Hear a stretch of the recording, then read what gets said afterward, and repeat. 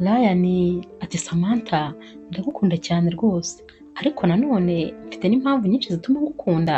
Tekereza ko dukunda ibintu bimwe kugeza n'aho dufana ikipe imwe, tugakunda ibyo kurya bimwe, tuganakunda siporo zimwe. Gusa nanone uri mwiza, ntibitangaje nyine kuba naba ngukunda cyane birenze uko naba nkunda undi muntu uwo ari we wese. Hashize iminsi Samantha abwira Ryan ati Ryan, ihangane ngusobanurire impamvu yatumye mpinduka nkamera ntya. Wakwemera yuko umugabo mukuru wanjye uriya ureba yashatse yari sheri wanjye? Kurikira rero iyi nkuru kugeza igeze ku musozo maze wiyumvire urukundo rutangaje. Niba kandi ukunda inkuru z'urukundo zica kuri Zasha TV, ntukagende udakoze subscribe kuko bituma zikugeraho mu ba mbere. Bakunzi b'inkuru z'urukundo kuri Zasha TV, ndabasuhuje kandi mbahaye ikaze. Inkuru yacu y'urukundo tuyitangiranye mu rugo kwa Ryan.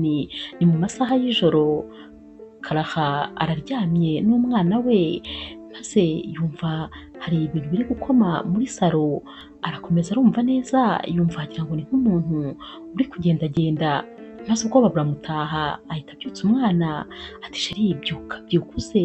Aramutwara rero maze akagenda akamuhagarika imbere y'akabati, akamuhereza telefone, akamubwira ati nihashira iminota 30 ubona ntaragaruka uhita uhamagara papa, niwumva atitabye uhita uhamagara tantine.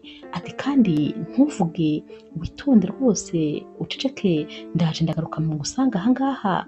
Ahita rero amushyira mu kabati maze agafunga, asubira mu cyumba agashaka ikintu cy'igiti, maze agahita amanuka hasi muri salo kureba icyo kintu aba ari kumva.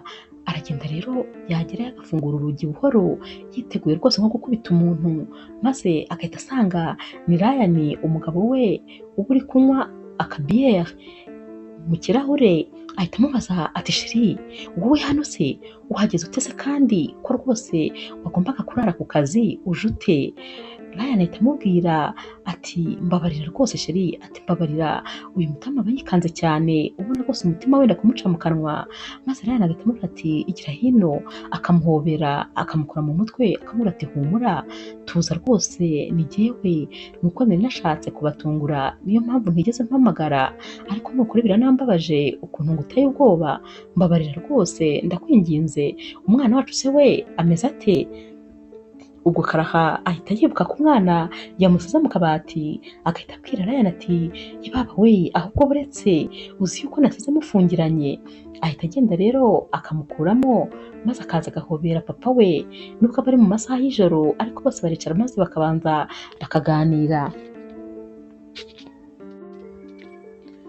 Mu gitondo rero Ryan arabyuka maze akajya mu cyumba cy'umwana we, akamubwira ati ndabona varize yawe rwose iteguye. Umwana ati yego mama yambwiye ko ngiye kujya kwa nyogokuru kandi nzagaruka ibiruhuko birangiye. Ryan abwira uyu mwana ati yego ngiye ku kazi ariko nukuri nzagukumbura. Umwana ahita amubwira ati maze njyewe natangiye kugukumbura, ati ariko nabwiye mama wanjye ngo azajya kwitaho. Maze Ryan akamubwira ati nawe rero uzitonde ntuzagure nyogokuru kandi uzamwiteho nk'uko wabwiye mama ngo azanyiteho, uzaba umwana mwiza witonde. Uyu mwana abwira papa we ati yego rwose papa ndabigusezeranyije, ubwo tuzajya tuvugana kuri telefone nta kibazo. Ku mugoroba rero Ryan arataha maze agasanga madamu we yananiwe cyane. Ahita amubwira ati ngaho rwose ruhuka, reka mbare njye ngutegurira iby'umugoroba, ntubizi se ko mbizi cyane kandi nsanzwe mbigukorera, gusa nyine nimara kubitegura ukava ku meza urabyumva nawe gikurikira. Maze Karaha agahita aseka cyane ati yego nabyumvise kandi rwose ndishimye ko ngiye kurya ibyo kurya wateguye. Umunsi wakurikiye rero Karaha ajya kureba inshuti ye kuko bari bafitanye gahunda yo gusangira n'abandi bashuti babo. agera rero kuri iyo nshuti ye maze bakaganiraho gatoya, akamubwira ati abandi bahageze aho tugomba guhurira, ngaho reka tugende. Maze iyi nshuti ya Karaha iramubwira iti ese wamenye ko murumuna wanjye Samantha yaje, ari hano kandi azahamara iminsi myinshi. Karaha ahita amubwira ati nizere ko rero ubwo azaza kudusura kubera ko natwe turamukumbuye. Maze iyi nshuti ya Karaha iti cyane rwose azaza kubasura, gusa uyu mukobwa w'inshuti ya Karaha areba ku ruhande akabona murumuna we ari kubarunguruka ariko arakaye cyane, maze agahita abwira Karaha ati uretse ndaje, hari ikintu nari nibagiriwe mu cyumba. Aragenda rero agasanga uyu mukobwa ahagaze mu gikoni yarakaye rwose ari guhekenya amenyo, maze akamubaza ati none se ko warakaye wabaye iki? Samantha nawe ati oya ntacyo, nta kibazo. Maze iyi nshuti ya Karaha igahita ibwira Samantha iti ngaho rero ihangane usigare amahoro, ndabanguka ntabwo ndi butinde. Samantha nawe ati genda nta kibazo muryoherwe. Karaha rero ataha atinze kandi ananiwe, maze agahita aryama agasinzira. Mu gitondo Ryan arabyuka maze akajya kumutegurira ibyo kurya bya mu gitondo akabimushyira mu buriri. Karaha rero arakanguka maze akabona umugabo we arahagaze n'ipurato mu ntoki, agahita amubwira ati uvuye kuntegurira ibya mu gitondo? Urakoze cyane ni ukuri. Maze Ryan ati nabonaga rwose ushonje. Karaha nawe ati urabivuga se urabizi, inzara yari intwaye neza neza, yari inyirengeje, nari nshonje bikabije. Ati ahubwo urakoze cyane. Ati none se ko mbona wamaze kwitegura kandi turi muri weekend, ugiye hehe? Ryan ati nuko nyine inshingano ziri kumpamagara, uzi ko ubu ngubu ngiye ku kazi nta yandi mahitamo nari mfite. Karaha ati ariko uze kuza kare kubera yuko natumiye wa mukobwa w'inshuti yanjye na murumuna we Samantha. Ryan ati Samantha se kandi ninde? Karaha ati ni murumuna we nyine utazi, ni murumuna w'inshuti yanjye utazi, ubwo uyu munsi uri bumumenye. Ryan ahita amubwira ati ni ukuri ndagerageza ndaza kare rwose maze dusangire nabo. Ku rundi ruhande rero umukuru wa Samantha arabyuka maze akamusanga mu cyumba akamubaza ati kubera icyo utishimye kuva wagaruka, byaba byaragenze bite? Samantha aramureba rwose ubona afite nk'ibintu byinshi ashaka kumubwira, ariko nanone ntagire icyo amubwira, ahubwo agahita amubwira ati nkumbuye mama wacu. Maze mukuru we agahita amubwira ati nanjye nuko ndamukumbuye kandi rwose buriya nawe aradukumbuye. Mukuru wa Samantha rero ahita ahobera Samantha akamubwira ati ihangane ni ukuri komera kubera ko ndahari ku bwawe. Ku mugoroba rero harageze Samantha na mukuru we bajya kwa Ryan na Karaha. Bagezeyo rero barakomanze maze Ryan ajya gukingura, ahita ahobera mukuru wa Samantha ati ni karibu murisanga, mushuti wawe rwose ari hariya yari abategereje. Maze ahita abwira Samantha ati Samantha ni karibu iwacu, ariko nanone nishimiye rwose kukumenya kuko njye ni ubwa mbere nkubonye, najyaga numva bakuvuga. Murisanga rero nimukomeze mutambuke musuhuze Karaha. Baragenda bagasuhuza Karaha maze agahita ababwira ati ni karibu ameza arateguye, musanze rwose twabishoje. Baratambuka rero maze bakicara kuri saramanje bagatangira gupfundura ibisorori biba ari na byinshi rwose birimo ibyo kurya byinshi. Maze Karaha akababwira ati ibi bintu byose rero mureba hano ni ukuvuga ko 1/2 cyateguwe na Ryan umugabo wanjye. Mukuru wa Samantha ati wow, ati burya se azi no guteka? Karaha ati muraje mubyiyumvire, sinakwirirwa mbibabwira rwose muratungurwa. Batangira rero kuganira maze Karaha akabwira Samantha ati nishimiye kongera kukubona, hari hashize igihe kinini rwose nari ngukumbuye, wakoze rwose kuza. Hagati aho ariko Samantha ntiyigeze rwose anezezwa na Keya yabonaga Ryan ari guha Clara ukuntu yamwaruriraga ibyo kurya akanyuzamo akamutamika akamusukira akajuice akamuhereza n'amagambo yose yabaga amubwira. Ntabwo rwose byigeze binyura Samantha, wabonaga yarakaye wagira ngo asanzwe aziranye n'abo bantu. Bamaze rero gufungura maze barabaherekeza barataha. Bageze hanze maze Ryan arabashimira ko baje kandi ahita anabasezera, arababwira ati ngiye kuba ngiye mu rugo, ubwo nimube muvugana na Clara aransangayo. Basigaye rero baganira maze mukuru wa Samantha abwira Clara ati ni ukuri umugabo wawe ni umwana mwiza mu buryo butangaje. Clara nawe ati urabivuga se urabizi? Ati umugabo wanjye ni umwana mwiza ku buryo n'ubu ngubu rwose nkishima kuba naramuhisemo, kuko uko twabanye ameze n'ubu niko akimeze ntiyigeze ahinduka. Ati ni ukuri ntabwo najyaga nizera ko habaho abagabo b'abana beza, ariko nabyiboneyeho. Umugabo wanjye ni igitangaza, ni urugero rwose mu bagabo bazi gukunda kandi b'abana beza nigeze mpura nabo. Igihe rero ari kuvuga ibi bintu Samantha yari yarakaye rwose yijimye, ubona yasesemwe, ubona afite umunabi ukabije. Mukuru wa Samantha rero yahise abwira Clara ati shati ni ukuri wagize Imana, ati nanjye nahoraga nifuza rwose amahirwe yo kugira umugabo mwiza ariko ntabwo nahiriwe. Clara yahise ahobera mukuru wa Samantha maze aramubwira ati ihangane uracyari muto kandi ibyiza biri imbere ntukihebe. Bahise basezeranaho rero maze Samantha na mukuru we barataha.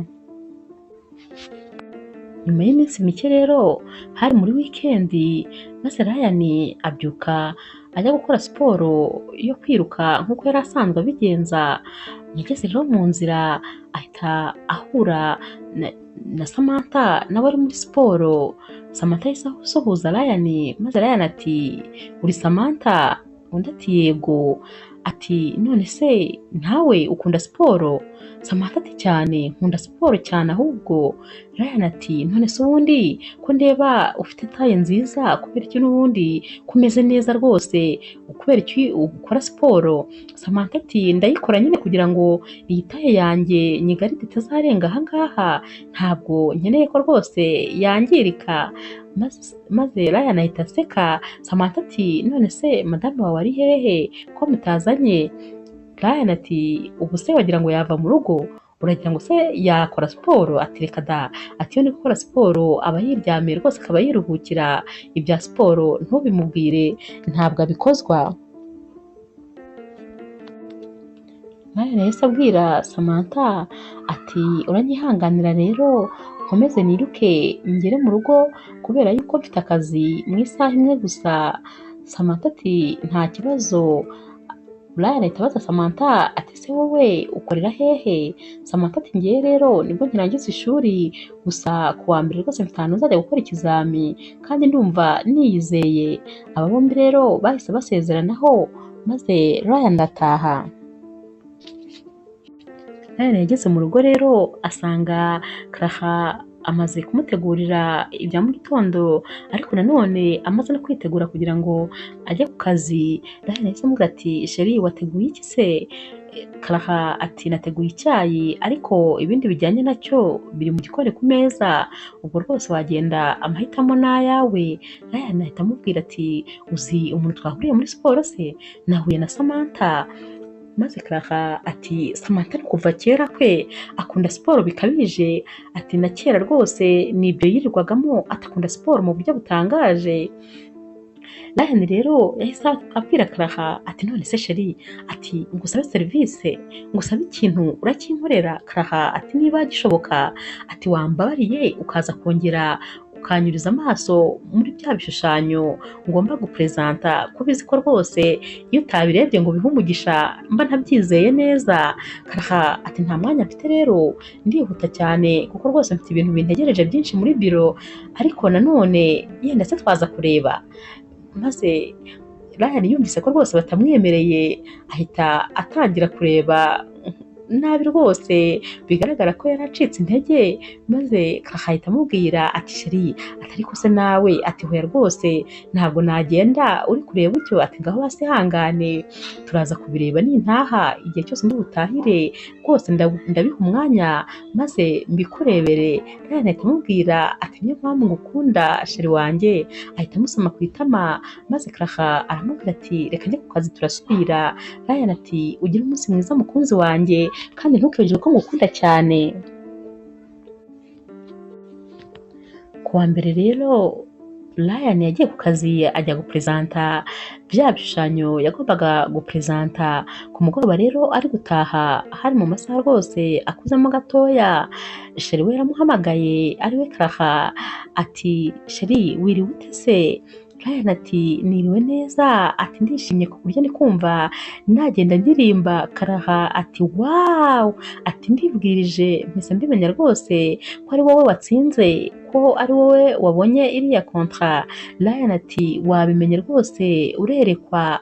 Ariko akiri kuri telefone ahita abona umuntu wari uhagaze aho ku muhanda uri gutega lift, ahita abona rwose asa na Samantha. Yahise abwira Clara ati sheri ati ndaje ndakugeraho mu minota mikeya kandi ndagukunda cyane urabizi, ati bizu bizu bizu, ati ndaje mu kanya gato cyane. Yahise akupa telefone maze arahagarara afungura urugi rw'imodoka abwira Samantha ati ngwino. Samantha yinjiye mu modoka ariruhutsa atahwi, ati nari mpfuye, ati ndananiwe ku buryo utabyumva, ati uratekereza yuko mpagaze iminota 20 hano, ati ni ukuri urakoze kuza kuko rwose sinzi uko nari kuhava, sinzi ko nari kubona imodoka. Bahise bagenda baganira rero maze Samantha abaza Ryan ati none se ubu nibwo wari uvuye ku kazi? Undi ati yego, hari rwose ibintu nari ndi gupresenta niyo mpamvu natinzeyo. Samantha ati none se byagenze neza? Ryan ati cyane rwose. Maze Ryan nawe ati none se ko bambwiye ko uyu munsi uri bujye gukora ikizami cy'akazi, wowe byagenze bite? Samantha nawe ati ubu rwose ndi umukozi mushya, nabonye akazi, ubu ibyishimo ni byose. Maze Ryan ati felicitation ni ukuri, karibu rwose mu muryango w'abantu babona amafaranga ukwezi gushize. Bahise baseka maze Samantha ahita abwira Ryan ati ibi bintu rwose twakabaye tubiserebura. Maze Ryan ati n'ubundi ndi bubikore mu rugo. Samantha ati oya navugaga twembi babiri hano. Ryan ati mu modoka se? Samantha ati oya navugaga ngo nyine ushyiremo akazi ki basi tugende twiyumvira twishimishe. Wikendi yakurikiye rero Ryan yazindutse ajya muri siporo nk'ibisanzwe. Akigera ahantu yakundaga rwose kwiruka ahita ahura na Samantha. Samantha nawe yari kwiruka ari muri siporo maze Ryan aramubwira ati ko wazindutse cyane noneho byagenze bite? Samantha ati sinigeze nsinzira. Ryan ati kubera iki? Ati kubera ko rwose numvaga umubiri wanjye ukeneye kwiruka, ati numvaga umubiri wanjye ukeneye kunyeganyega.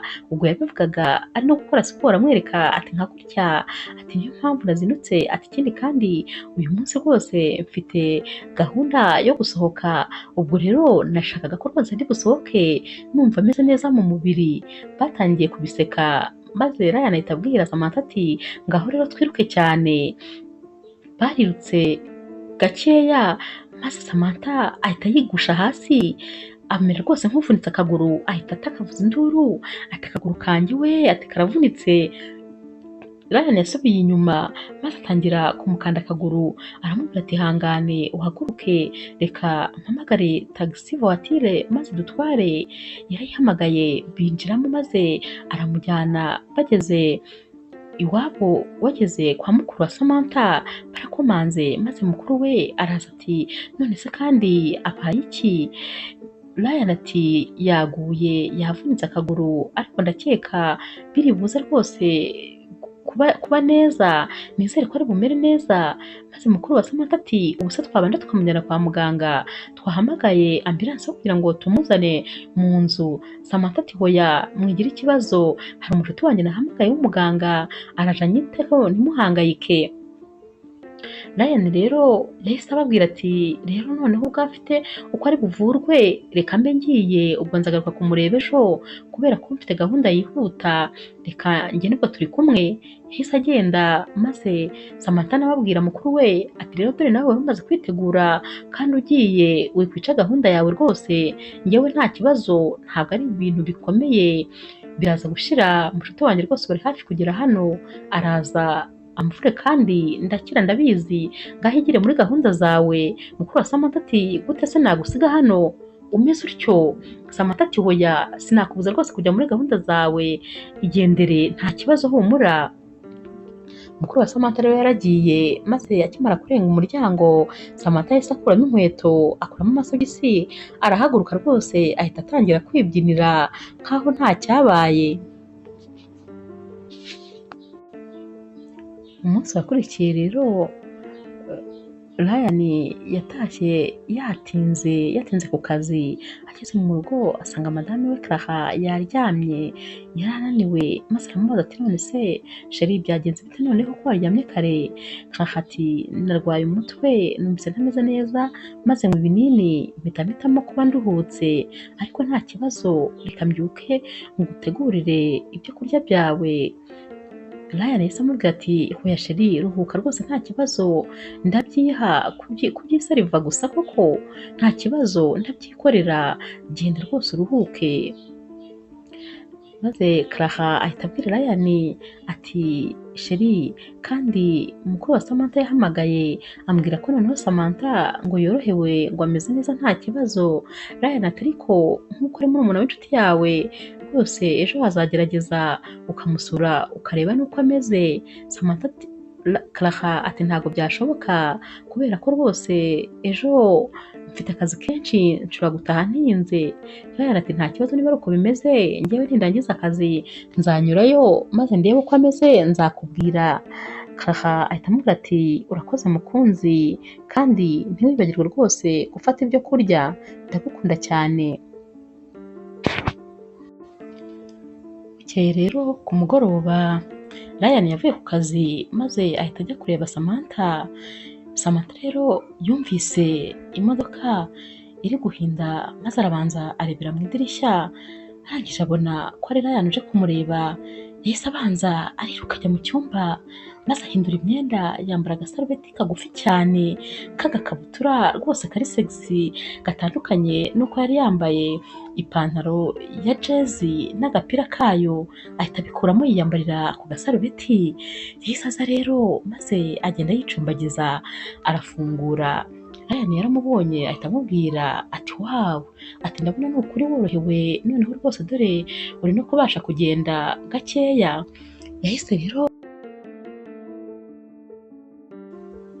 rero yicara hejuru y'intebe maze rwose yicara ukuntu bigaragara ko rwose yashakaga gukomeza gukurura Ryan.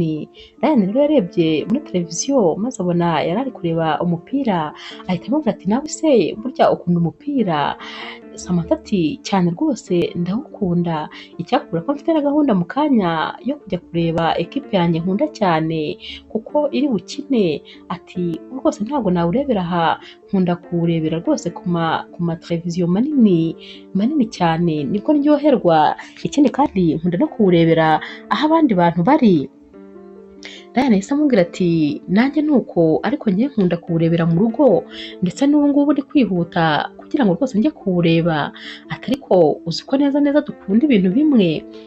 Samantha yahise abwira Ryan ati kubera iki se ahubwo tutakajyanye kureba match? Ati umupira umwe, ati isaha imwe cyangwa amasaha abiri wamara utari mu rugo se hari icyo byaba bigutwaye? Yakomeje kubimushyiramo maze Ryan aramubwira ati ariko wa mugari nta kibazo reka tugende. Samantha yahise amubwira ati reka noneho mpindure imyenda ubundi tugende. Yarahagurutse rero n'ubundi ahita yongera arigwisha arigaragura nkaho rwose atonekaye kuri ka kaguru. Ryan nawe rero yahise aza afata ka kaguru atangira kugakanda rwose, urumva ko kubera ukuntu yari yambaye n'agakabutura gatoya ni nkaho Ryan yari ari kumukora ku mubiri wose. Maze Samantha akareba hirya akisetsa kubera ukuntu yari yishimye ko uyu musore ari kumukoraho. yaramukanze rero arangije aramuhagurutsa, Samantha aragenda arambara maze araza bajya mu mupira. Ryan rero yatashye yatinze maze asanga Clara rwose yamutegereje yarambiwe, ati noneho kubera iki uyu munsi watinze? Ryan ati nagiye kureba match. Maze Clara ati kuba usanzwe uyirebera hano, uyu munsi byakugendekeye gute kugira ngo ujye kuyirebera aho bayirebera? Ryan ati rwose ni abasore b'inshuti zanjye nibo banjyanye, twakoze urugomo maze barambwira ngo ntitujye kuyireba, niyo mpamvu rwose natinze, ariko mbabarire ni ukuri. Clara yabwiye Ryan ati ndakubabariye ariko ni ukuri ntuzongere, ati kubera n'ukuntu utanyitabaga kuri telefone nari nahangayitse ntinagize ubwoba rwose. Ryan ati ni ukuri rwose sinzabyongera ndagusezeranyije. Clara ati reka rero noneho nkuzanire ibyo kurya. Ryan ati wagira ngo se ndashonje? Clara ati ntabwo ushonje, ninde wakugaburiye, wariye hehe? Ryan ati ntabwo nshonje ahubwo inzara iranyishe burundu. Yahise yihuta rero ajya kumuzanira ibyo kurya. Iminsi yakurikiye rero Ryan na Samantha bakomeje kugenda bahamagarana bavugana ku ma message, rwose bagenda begerana birenzeho.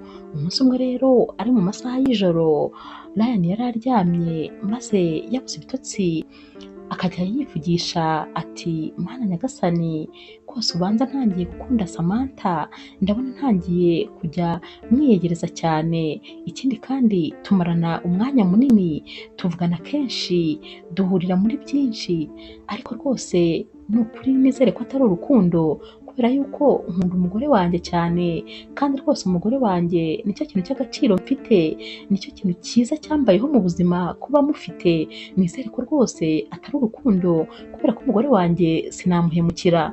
Ku rundi ruhande rero Samantha nawe aba aryamye ariko adasinziriye, maze akabyuka akicara akegama ku gitanda agafata agenda ye aba akunda kwandikamo umunsi ku wundi, maze akayibwira ati inshuti yanjye rwose agenda yanjye uyu munsi ndagira ngo nkubwire ko rwose nishimye, kubera ko imigambi yanjye yose ndabona iri kugenda inyuramo uko nayipanze, ibintu byanjye byose rwose biri mu nzira nziza. Uyu munsi nabonye rwose undi muntu mushya ugiye kumperekeza muri uru rugendo rwo kuba njyenyine, ati rwose ndashaka kuzareba niba bazakomeza kuvuga ko Ryan ari we mugabo w'icyitegererezo, cyangwa nawe bazamenya yuko rwose ameze nk'abandi bagabo bose. Ati ndashaka kumenya niba koko yari akwiye kugira umugore w'umwana mwiza nka Clara. Ati reka tubitege amaso nzaba mbireba. Ryan ariko ubwo yahise abyuka maze nawe aricara aravuga ati ibi bintu rwose ngomba kubihagarika, sinzongera kuguhamagara ukundi, sinzongera kukwandikira message, sinzongera kugusura, bigomba guhagarara rwose bitaratangira kumbyarira ibibazo. Sinshaka ikintu na kimwe cyazanteranya na madamu wanjye kuko ndamukunda cyane. Ryan akivuga ibyo ariko telefone ye yahise isona, maze arebye asanga ni Samantha wamuhamagaraga, yahise ayikupa yihuta ati oya rwose wimpamagara ariko ari kwivugana. Samantha nawe rero ntabwo rwose yagiraga ikintu yubaha, tekereza ko rwose yifataga agahamagara Ryan mu masaha y'ijoro abizi neza ko aryamanye na madame we, wagira ngo ahari yashakaga ko madame we anamenya ko bakundana. Ryan rero yahise akupa telefone maze ahita ajya kureba niba rwose madame wasinziriye neza, kugira ngo ataba yumvise n'iyo telefone isona, kuko ntiyashakaga ikintu rwose kibangiriza urukundo. Gusa ijoro ryose yananiwe gusinzira maze arara yicaye yegamye ku gitanda. Samantha rero nawe yakomeje guhamagara ariko telefone ya Ryan noneho ntabwo yari igisona, ntayitabe, maze Samantha aritonganya ati ni gute atari kunyitaba, ati kubera iki rwose yanyihoreye. Clara rero yarabyutse asanga rwose Ryan ntigeze asinzira, arahangayitse ari kureba nk'umuntu ufite ibibazo, maze aramubaza ati sheri wabaye iki rwose ko mbona utameze neza? Ryan nawe ati ni ibibazo by'akazi, ati mfite rwose ibintu byinshi byo gukora ku kazi kandi binkomereye, niyo mpamvu ntari gusinzira ndi kubitekerezaho. Clara yahise amubwira ati ntabwo rero umeze neza, ryama uruhuke ahari biraza gushira. Ryan ati reka mbanze njye gukaraba, nshobora kuryama ahari wa mugani wawe nkaruhuka, reka mbigerageze ndebe. Ku rundi ruhande ariko Samantha nawe yiriwe yiyicariye muri salo ntiyigeze anyeganyega, maze nimugoroba mukuru watashye aramubaza ati ko ndeba utishimye byaba byakunyerekeye bite? Ati uyu munsi ntabwo wakoze? Samantha ati ndi muri konje ntabwo uno munsi nakoze. Maze Samantha aramubwira ati ni ukuri mfite irungu hano harabishye kubera mba mpari njyenyine. Ati ese nagusaba ikintu? Mukuru ati nta kibazo mbwira. Ati none se waretse tukajya gusura ba Clara, yenda ko nabona n'umwanya wo gushimira Ryan uburyo rwose yanyitayeho cya gihe nari ndwaye. Mukuru wa Samantha ati niba rwose wumva hari icyo byagufasha nta kibazo, ariko nanone reka mbanze nkarabe mpindure n'imyenda rwose tugende niba biri bugushimishe ntacyo bitwaye. Ubwo ariko Samantha we byari ukugira ngo abone uko ajya kwibonanira na Ryan, nta zindi mpuhwe rwose yari afite zo kubasura. Bamaze kwitegura rero maze bahita bajya kwa Ryan, bagezeyo barakomanga Clara arabafungurira, abwira mukuru wa Samantha ati ko utarambwiye kuribuza neza na Samantha.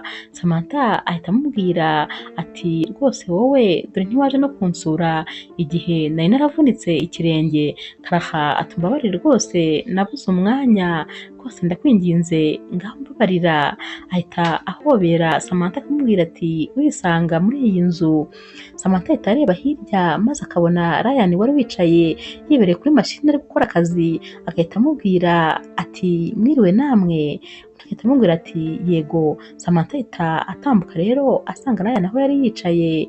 Clara na mukuru wa Samantha nabo baba bari kugenda bajya mu gikoni, baba bafite inkuru nyinshi zo kubwirana, maze Samantha akagenda akicara imbere ya Ryan agahita amubwira ati none se kubera iki utakiri kunyitaba, uri kungendera kure se? Ndabona rwose umeze nkaho udashaka ko tuvugana. Maze Ryan aramubwira ati ntabwo rwose nshaka gukomeretsa umugore wanjye, ibyo byose rero ndi kubikora ku bwawe, mbabarira rwose ntabwo ngishaka ko ino relation ikomeza, ntabwo rwose nshaka kwibabariza umugore. Samantha yahise akomeza abwira Ryan ati ariko nta kintu kibi turi gukora, natwe turi kwishimisha. Ati ubwo se wibagiwe ibyiza ibyishimo twagiranye muri park igihe twajyaga kuruhukirayo, urabyibagiwe koko? Ati nta kintu kibi rwose turi gukora. Ubwo ariko ibyo yabivugaga mukuru we yagarutse amuhagaze inyuma, maze yumva bagikomeza kuvuga ibintu rwose biri hagati yabo, kandi azi neza ko na Clara agiye guhindukira ava mu gikoni agahita yikoroza kugira ngo bumve ko hari umuntu uhari barekere. Bahita bakebuka rero maze Samantha agahita akomeza yivugishwa ati Ryan ati nukuri uri umuhanga cyane, urabona ibyo bishushanyo uri gushushanya ukuntu ari byiza cyane, ati nabikunze, ati urarenze. Bukeye mu gitondo rero Samantha yarabyutse aritegura, maze asohotse asanga umukuru we yicaye muri salo, ahita amubaza ati ugiye he se? Samantha ati ngiye muri siporo nk'isanzwe. Maze mukuru we ati umubeshyi gusa umukobwa mubi. Maze Samantha ahita amubaza ati ngo iki? Umukuru we ati uragira ngo se ntabwo ibiganiro mwarimu nimugoroba naraye mbyumvise? Ntabumvise rwose. Maze Samantha ati none se watwumvirije? Anaseka rwose ubona ntacyo bimubwiye. Maze mukuru ati ko mbona se nta kintu bikubwiye kuba nabimenye? Undi ati none se wagira ngo bimbwire iki? Mukuru wa Samantha ati ariko ubwo urabizi neza ko uriya ari umugabo ufite umugore, ikindi kandi umugore we ni inshuti yanjye, ni nkaho rwose muva inda imwe. Undi ati ni nkaho tuva inda imwe nyine, ariko urumva ko n'ubundi amahirwe mfite ntabwo ari mukuru wanjye. Mukuru wa Samantha akomeza amubwira ati ndakwinginze rwose Samantha, reka kujya hagati y'urukundo rw'abantu babiri bashakanye, wibatandukanya rwose ndakwinginze. Maze Samantha agahita abwira mukuru we ati ndigendeye kuko n'ubundi ngiye muri siporo. Ati wibagije se ko kandi Ryan ari umumarayika mwese mwizera? Ati ndumva nkurikije uko mumufata ntacyo gutinya gihari. Ati reka ahubwo nigendere uri kunyerereza. Samantha rero aragenda agahita ajya hahandi n'ubundi basanzwe bahurira na Ryan, akamutegereza ariko akabona aratinze, agatangira akagira stress, akabura amahoro, ukabona rwose yabuze aho ahagarara kuko aba atekereza ko atari buze. Gusa hashira umwanya mutoya Ryan nawe agahita aza ari kwiruka, maze Samantha akimubona agahita amubwira ati nari mpangayitse rwose, natekerezaga ko ahari utakije.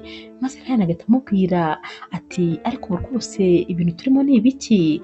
Maze Samantha agahita amubwira ati urebye nanjye simbizi, ariko ni ukuri ndakwifuza wese, ndifuza rwose kukumenya wese. Maze Samantha agahita asimbukira Ryan akamusoma. Ryan agahita amubwira ati hoya rwose, ati ibi bintu ndumva nkeneye kubivamo. Bakongera kandi bagahita bongera bagafatana bagasomana, maze noneho bagahita basomana umwanya munini rwose ubona bibaye nkaho ntacyo bibatwaye. Bahita batangira rero ibyari siporo bakabigira rwose urukundo, maze Ryan akajya aterura Samantha akamwirukankana akamuzengurukana ari nako basomana, maze akongera akamushyira hasi. Uwo munsi rero urarangira, maze bwacya mu gitondo Ryan aba agiye ku kazi, agasohoka ntiyirirwa avugisha madamu we, aba asigaye rwose atakimwitayeho, aba asigaye amureba nk'utamuzi, ntaba akimusuhuza mu gitondo abyutse cyangwa avuye ku kazi, aba asigaye agenda adafashe n'icyo kunywa cya mu gitondo kandi bakimuteguriye. Madamu we aramureba akumirwa maze akayoberwa ibintu byamubayeho. Ku mugoroba rero Ryan na Samantha bavuye ku kazi n'ubundi barongera bakisohokanira, baba bameze rwose nk'abari mu kwezi kwa buki. Urukundo ruba rugeze kure, ruba rwarabatwaye ku buryo rwose umwe aba atagitandukana n'undi. Barataha rero bavuye gusohoka maze bakaryama, Samantha agahita atangira akandikira Ryan, kandi aba ari mu masaha y'ijoro, bagatangira bakaganirira kuri message babwirana ukuntu bakundana. Bose rero barara badasinziriye bari kuri telefone. Ryan aba yishimye rwose, aba ari guseka anejejwe n'amagambo meza uyu mukobwa aba ari kumubwira. Buracya rero n'ubundi Ryan akajya ku kazi, maze ku mugoroba n'ubundi akongera akisohokanira na Samantha, dore ko rwose baba batagitandukana. Maze agataha yatinze cyane, agera mu rugo rero agahita asanga Clara aryamye mu ntebe yasinziriye, yareba ku ruhande agahita asanga Clara yari yateguye bidasanzwe, yari yateguye ibintu byose byo kurya, ibyo kunywa, ndetse yateguye n'amabuji, yahashyize n'indabyo, yahashyize n'ibipirizo, kuko rwose uwo aba ari umunsi wabo wa anniversaire yabo ya mariage. Ariko Ryan we aba yari yabyibagiwe, aba akibibona, maze agahita avuga ati noneho ndabigenza nte? Ati nakoze amabara, ibintu nakoze ntabwo bibaho, ntabwo rwose noneho ari bumbabarire kubera ko rwose nahemutse. Ubu byagenze bite kugira ngo nibagirwe bingana gutya? Ahubwo se guhera ryari nibagirwa gutya? Ati ndumva rwose bimbabaje ibi bintu, kugeza naho nakibuka itariki yacu ya anniversaire ya mariage yacu. Ubu se koko noneho singeze kure? Ubu se ndamubwira ngo iki? Ahita rero akangura Clara akamubwira ati sheri, ati mbabarira rwose akazi kabaye kenshi maze ndatinda, sinzi ukuntu byagenze kugira ngo mbyibagirwe. Clara ahita akanguka amurakariye, agahita amubwira ati ntunkoreho, ati ntunyegere. Ahita abyuka maze agahita yihuta akigira mu buriri akajya kwiryamira. Ryan we yananiwe kuryama, maze aragenda aricara aratekereza. Sinumva rwose ikintu uriya mukobwa afite cy'agatangaza cyankuruye kugeza n'aho rwose nangiza urukundo rwanjye n'umugore wanjye bigeze aha. Kuba se Samantha akiri mutoya ndetse tukaba tunakunda ibintu bimwe, ubu nibyo byankuruye bikangeza aha ngaha. Ku munsi wakurikiye rero n'ubundi umutima ukunda waranze, maze Ryan ahamagara Samantha aramubwira ati ndashaka kugusohokana. Samantha ati noneho se urashaka kunjyana hehe? Undi ati ni surprise uraza kubibona. Samantha ati nanjye rwose ndabikunda, nkunda surprise cyane.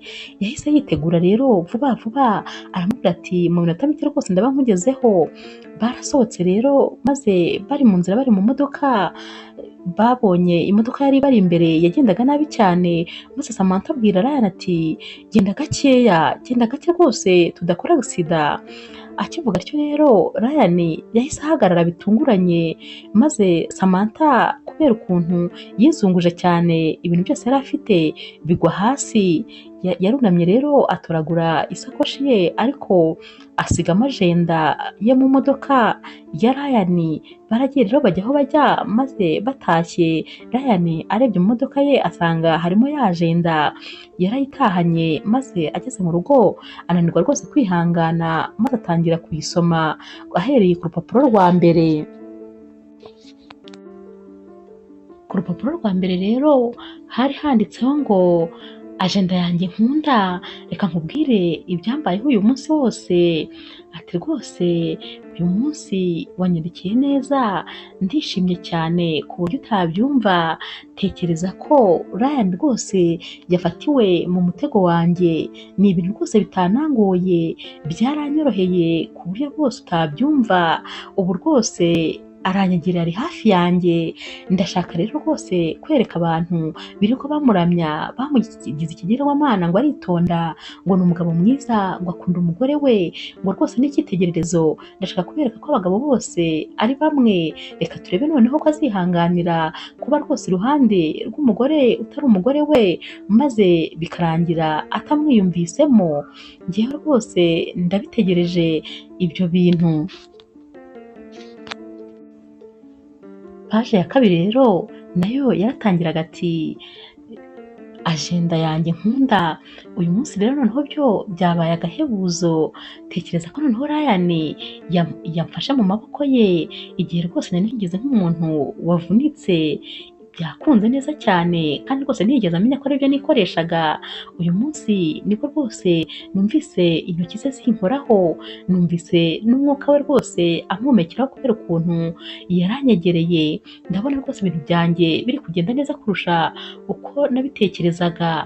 Ntakubeshye ndambiwe rwose, ndambiwe ukuntu abantu bose bamugize umuntu rwose udashobora guca umugore w'inyuma, ukuntu abantu bose bamugize umuntu witonda kurusha abandi bose. Reka ariko ndashaka ko rwose nzamushyira ku mugaragaro bakamenya uwo ari we bya nyabyo. Ubwo ariko Ryan yari ari gusoma ibi bintu, yari yatangiye kwijima mu maso, yatangiye rwose kubabara, amarira yatangiye kuza mu maso. Iyindi paje rero yo yaravugaga iti ajenda yanjye nkunda cyane, noneho uyu munsi amakuru nkuzaniye ni ndashyikirwa. Ati icyo nakoze uyu munsi cyo ni igitangaza, ni njye muntu wa mbere rwose ubashije kumanura ikirere maze nkagishyira hasi. Tekereza ko noneho wa mugabo wajyaga rwose yiyemera ngo ntabwo yaca inyuma umugore we, noneho uyu munsi yansomye, njyewe se ndi umugore we. Uyu munsi rwose yanyishimiye, yagiye mu rukundo, ubu ngubu rwose ari mu bicu, ari kuguruka. Naho se ku ruhande rwanjye haba se nibura hari n'agakundo na gakeya mfite? Oya rwose habe namba, kuko rwose ndamutse nanumvise mfite agakundo na gake nahitamo kwiyahura ngapfa aho kugira ngo mukunde nibura na 1%. Ibi byo rero ibi byo Ryan yamaze kubisoma maze ahita abura amahoro.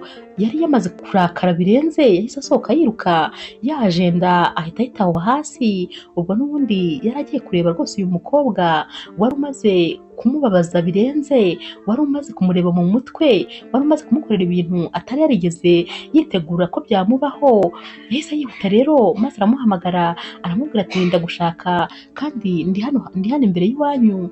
Uyu Samantha rero yarasohotse maze Ryan aramubwira ati uri umukobwa mubi, uri umugome, ni gute rwose wifashe ukankora ibi bintu utarigeze unkunda habe na mba, ahubwo warashakaga kugira ngo rwose wereke abantu ko ndi mubi, warashakaga kunsenyera urugo, ni gute wankoreye ibi bintu? Maze Samantha ahita amubwira ati ubundi se uri kurota ibintu uri kuvuga uri kubikura hehe? Maze Ryan ati nasomye rwose ajenda yawe, ntugerageze rero kumbeshya, ibintu byose ndabizi. Samantha yahise amubwira ati ndumva rwose byose wabimenye, umva rero rwose ikintu cyatumye mba uwo ndi we ubu ngubu, ikintu cyampinduye kuko kera si uko nari meze. Hari kera nigaga muri kaminuza, maze ubwo nari nagiye ku ishuri naratashye nje nsanga mukuru wanjye yicaye muri salo ari kumwe na sheri we bari gusomana. Ikintu rero cyantangaje, uwo musore bari bari kumwe yari rwose umusheri wanjye. Narabaye nkinjira rero mukuru wanjye ati kuje udutunguye, ati dore rero uyu ni sheri wanjye reka mukwereke. Abwira wa musore ati uyu ni murumuna wanjye. Maze uwo musore ahita amubwira ati amakuru yawe, nkaho rwose bataziranye. Samantha yaramwebye agahinda karamwica maze ahita yiruka ajya mu cyumba. Yarababaye agahinda karamurenga, gusa ikibabaje si icyo, ni uko uwo musore guhera uwo munsi yazaga agasanga Samantha mu cyumba akamubwira ati wowe rero n'ubundi uracyari uwanjye kandi ibihe byose, ati nubwo nahisemo mukuru wawe ariko kandi nawe sinzakureka, uzakomeza kuba uwanjye. Samantha rero yakomeje kuryamana rwose n'uwo mugabo wa mukuru we iminsi myinshi, iminsi iragenda irahita indi iraza, yaba ndetse atanabishaka uriya musore akamufata ku ngufu. Samantha yaragiye ararakara maze yiyemeza ko rwose azajya asenyera abantu bose, cyane cyane yibanze ku bagabo bitwa ko bitonda cyangwa ari abana beza, ariko rwose azajya aheraho. Ati rero umunsi nakumenyaga nababajwe rwose n'ukuntu bari bari kugusingiza nk'aho uri Imana, nk'aho uri umugabo udakorwaho, nk'aho utameze nk'abandi.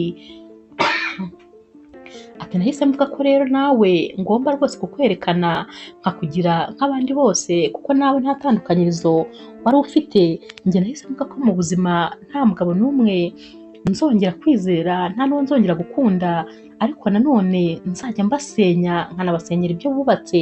Nicyo rero cyanzanye iwawe, gusa ikibabaje ni uko wowe byahindutse, kuko rwose igihe cyageze maze nkumva ntangiye kugukunda. Ubwo rero yabivugaga ari nako ashaka gukora kuri Ryan. Ryan ati genda wa shitani we y'umukobwa winyegera ishitani gusa, ati uramenye ntuzongere kumpamagara, ntuzongere kumvugisha, ibyo wakoze wabikoze, ariko rwose sinshaka kuzongera kukubona ukundi, uri ishitani ribi. Ubwo Ryan yahise yinjira mu modoka maze aritahira. Gusa nanone ku rundi ruhande, igihe Ryan yataga ajenda hasi, madamu yahise yinjira maze arayihasanga. Yahise ayifata arayisoma yose uko yakabaye. Uko yayisomaga ni nako yariraga, kuko yari yamaze kubibona ko Samantha n'umugabo we bamaze kuryamana kandi byageze kure.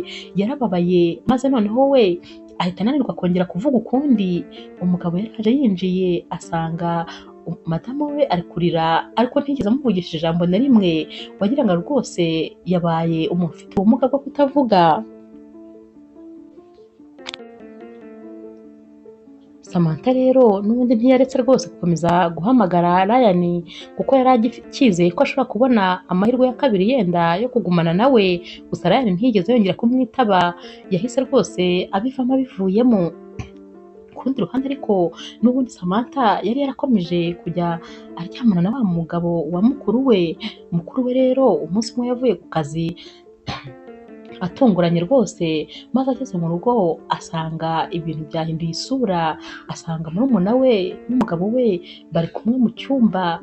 Yahise rwose yicwa n'agahinda, yarababaye biramurenga, maze ahita afata icyemezo cyo kujya kubibwira inshuti ye Karaha kugira ngo rwose anamubwira ati nawe wirinde kuko nabonye atangiye kujya avugana n'umugabo wawe. Uyu mukuru wa Samantha rero yageze kwa Karaha aramubwira ati ubu rwose ibintu njya kukubwira umbabarire ubyihanganire, ati tekereza ko namenye ko Samantha yaryamanaga n'umugabo wanjye, ati ikindi kandi nabonye nawe asigaye atangiye kugenda rwose yiyegereza umugabo wawe, ucungire hafi.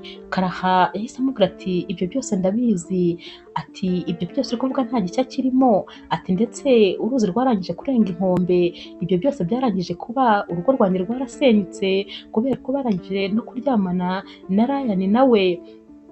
Mukuru wa Samantha yahise yifata mu mutwe ati ntabwo bishoboka, ati sinumva ukuntu murumuna wanjye yansenyera urugo akanasenyera urw'inshuti yanjye, ati mbabara ndakwinginze, ati ubundi se wabimenye gute?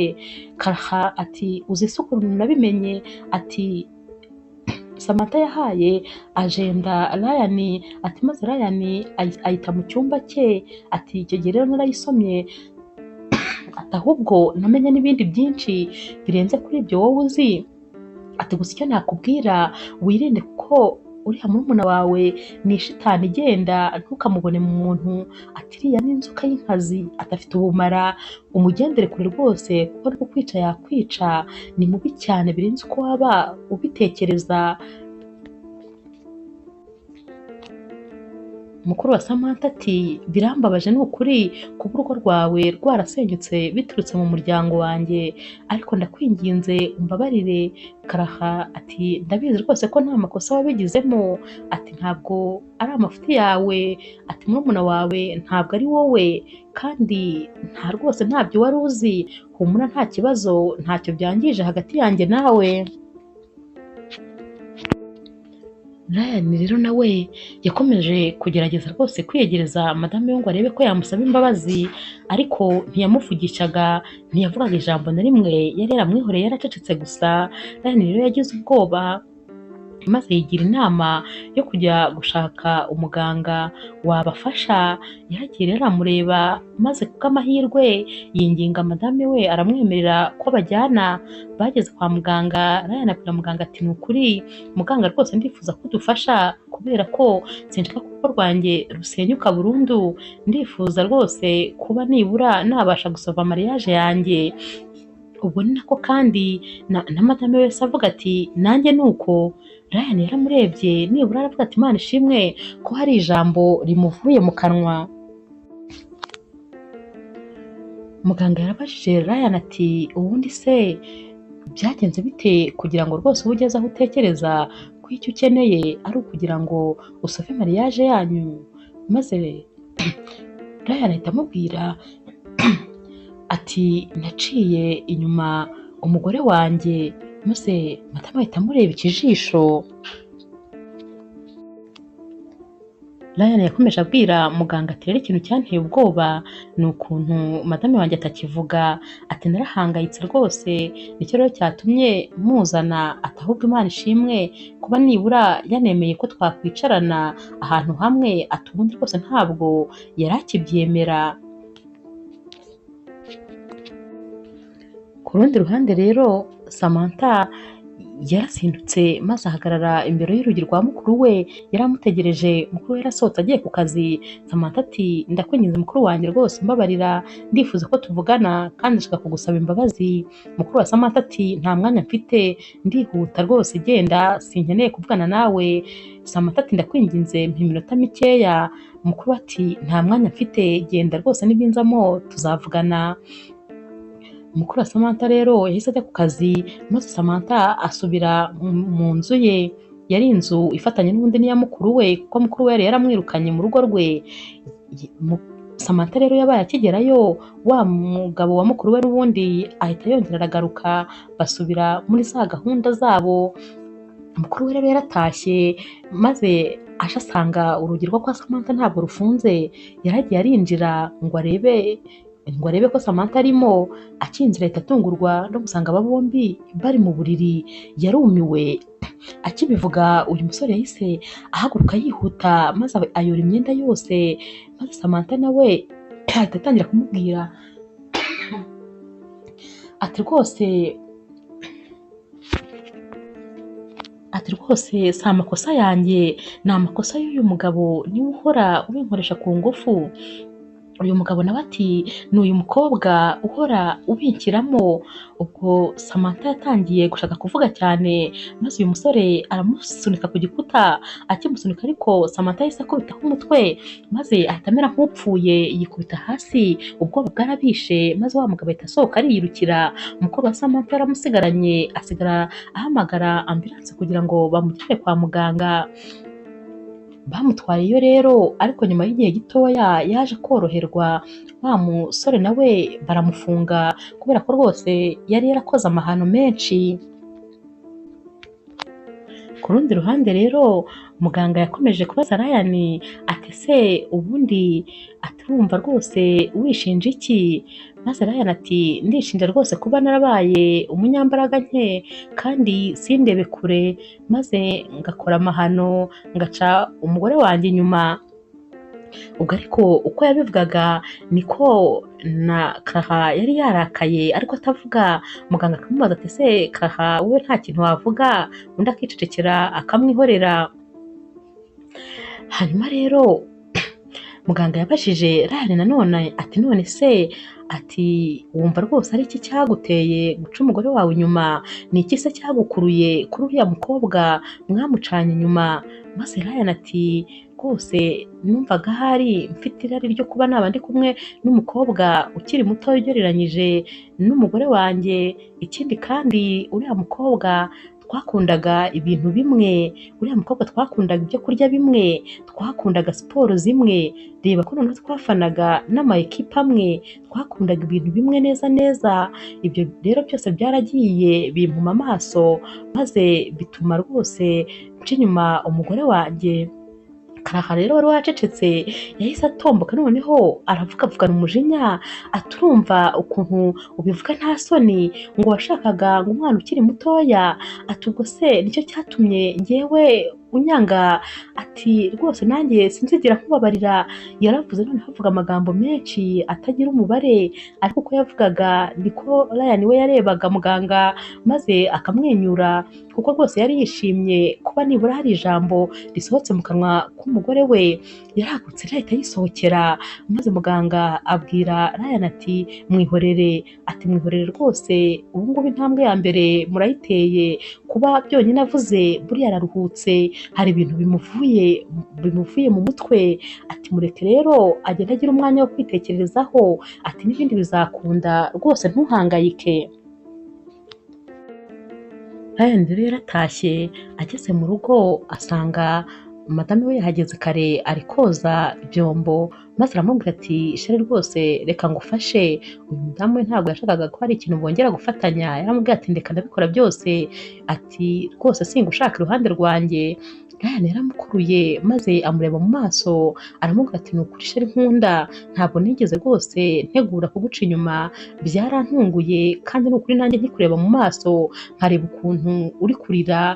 Ati ni ukuri mpita mbona rwose uburemere bw'ikosa nakoze, naraguhemukiye yego nibyo rwose sinkwiye no kubabarirwa, ariko nanone ndakwibutsa yuko rwose umuntu ni umuntu.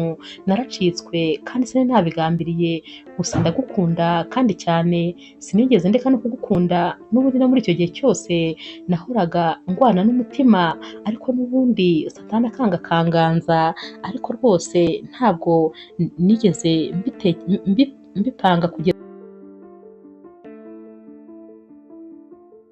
mbipanga kugira ngo mbe nakubabaza.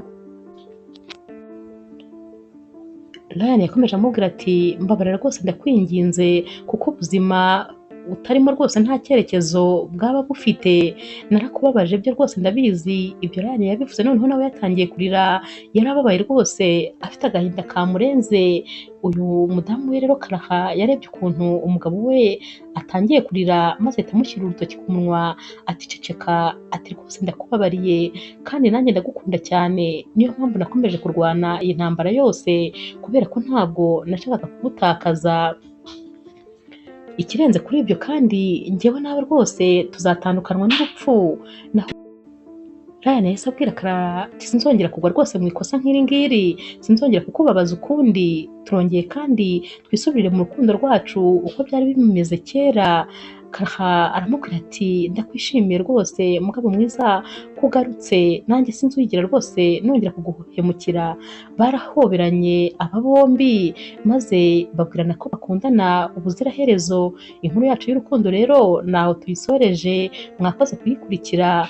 Niba kandi ukunda inkuru z'urukundo zica kuri Zasha TV, ntukagende udakoze subscribe, like, share na comment kuko ni inkunga ikomeye kuri twebwe.